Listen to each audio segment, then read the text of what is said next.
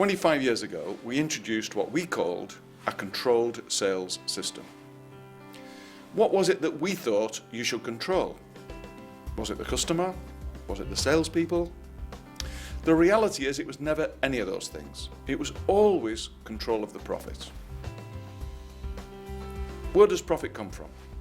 Profit is an outcome. It comes out of the sharp end of the sales funnel.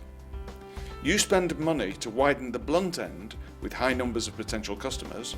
Your sales team interact with these potential customers, and profit comes out of this end. This is what you're managing. Let's talk about some of the elements. Do you know accurately how many potential customers each member of your sales team interacts with each day? You spend money, so before the customer walks into your dealership, a wealth of action has taken place.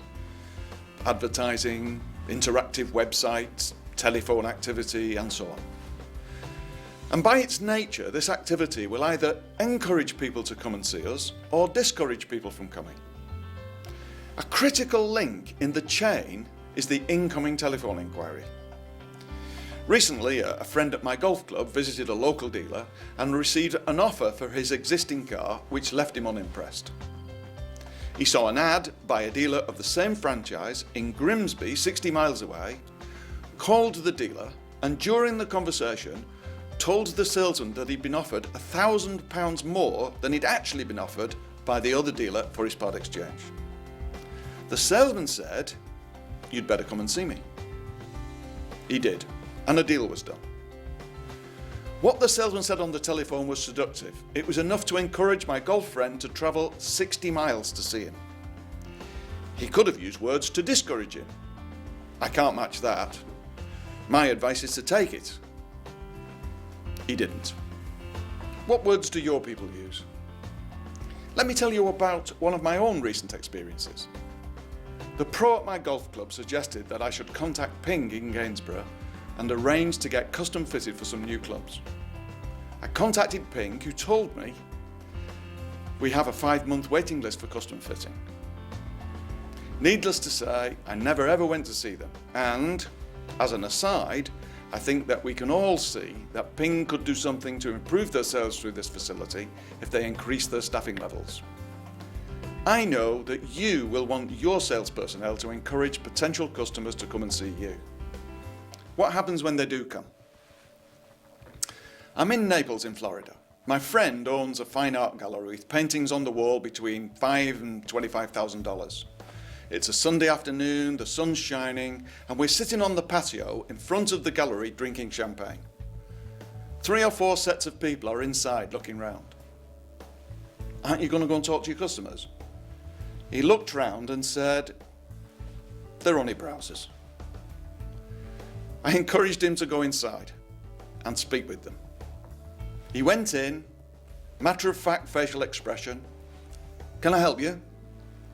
And they said, "We know what they said." I suggested that he try something different, that he try approaching people with a smile, that he say, "Hello," turn to the painting that they're looking at and say, "What space are you looking to fill?" He did it. As you can imagine, he entered into a more meaningful conversation with a much larger number of his potential customers. We're further down the funnel. Are your customers interacted with in such a way that they feel inclined to stay or leave?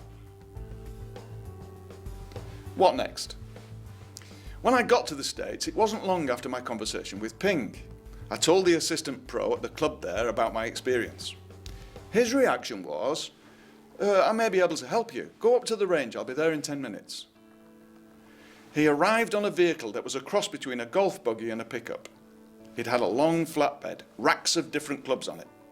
Different lofts, different lies, different shaft lengths and flexes, different head styles. There must have been 500 clubs, all 7-irons. He asked me to hit a ball with my existing 7-iron. Then he took a club off the rack, fixed some thin translucent tape to the face of the club and said, "Try this one." An hour later, after him watching how I hit the ball and suggesting that I try a series of combinations, we honed in on a club and a fitting which I seemed to be able to hit consistently well.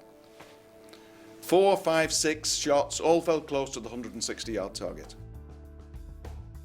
The process he went through was what we used to call qualification and demonstration all in one go. The customer, me in this case, saw that he was putting himself out to help me. Did I buy a set of clubs? Of course I did. They were the right ones. Did I buy them at a good price? Of course I did. Did I feel inclined to go somewhere else? No, I didn't. Let me tell you more about my friend with the fine art gallery. To help him further, I suggested that he may want to take paintings to the customers' homes and leave them there on consignment. You can imagine his initial reaction. He tried one, then another, and then it was okay. His sales at the end of the season were 4 times what they'd been the previous year. The ultimate demonstration. One question you might ask is the order in which we do things important? Recently we were contacted by a company that sells timeshare. They asked us to assess their existing procedures and make some recommendations for improvement. We did a mystery shop. When we arrived, we were taken straight to a luxury apartment. That provoked us to ask questions. The salesman gave us a lot of information about points and RCI and staying in different places all over the world and told us that the minimum price was £6,000. We then walked through the complex on our way to the sales office and he pointed out the facilities to us. When we got to the office, he worked out an example and gave us a printout of the finance, a brochure and a DVD. Did he do things in the right order?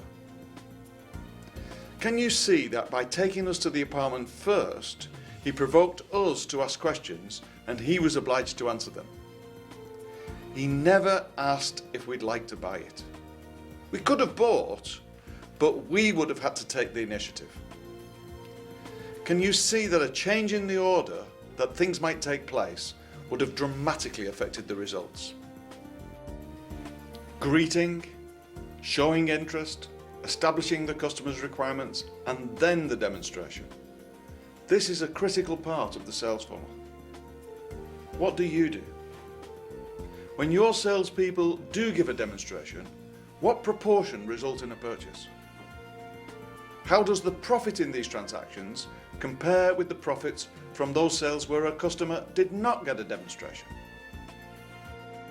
Now we're right at the sharp end. You spend the money, things happen, profit comes out of here. The whole thing is influenced by staffing levels that ensure we have the time to spend with every potential customer. Salespeople's pay plans that encourage them to spend time with their customers and put themselves out for them. Training in the words and actions of professionals. Coaching that keeps their eye on the ball. And assistance and supervision to ensure that every sale is profitable. The sales DVDs can help your sales team achieve a better understanding of how to help your customers. I encourage you to use them as part of a comprehensive program to manage the sales funnel in your dealership.